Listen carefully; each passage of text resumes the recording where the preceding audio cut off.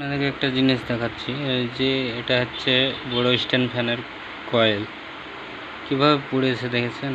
এটা 1 বছর পড়েছিল, তো যেহেতু গরম চলে গেছে, যাওয়ার পরে থুয়েছে বাড়িওয়ালা, তারপরে স্টার্ট করতে গেছে, আবার গরম এসেছে তারপরে, তো এটা জ্বলে গেছে কয়েলটা। হ্যাঁ, যে কারণে হোক পুড়িয়ে গেছে। তো এটা দেখছেন স্ট্যান্ড ফ্যানের পুড়িয়ে গেছে। তো এর কয়েল রেট মার্কেট হিসাবে নেয়, যেহেতু এটা তামা আছে না অ্যালুমিনিয়ামের, এটা দেখতে হবে, তারপরে নির্ভর করছে রেটের উপরে আর কি। মানে তামা যদি থাকে সেটা রেট কমবে একটু বাঁধানোতে, আর যেটা অ্যালুমিনিয়াম থাকবে সেটা একটু বাঁধানোতে বেশি পয়সা লাগবে। আর এটা দেখছেন না যে স্যাবও খারাপ হয়ে গেছে।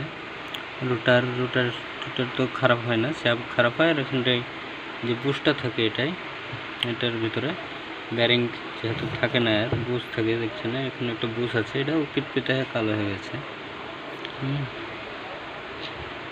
তো দেখছেন এটা একটা ওয়াশার, এর তলে যে বুশটা আছে ওই বুশটা পিটপিটে হয়ে যায়, এই কারণে প্রবলেমটা হয়। দামের বেলা অনেক 3000-3200 এরকম দাম। তো ভিডিওটা ভালো লাগলে লাইক করে দিন।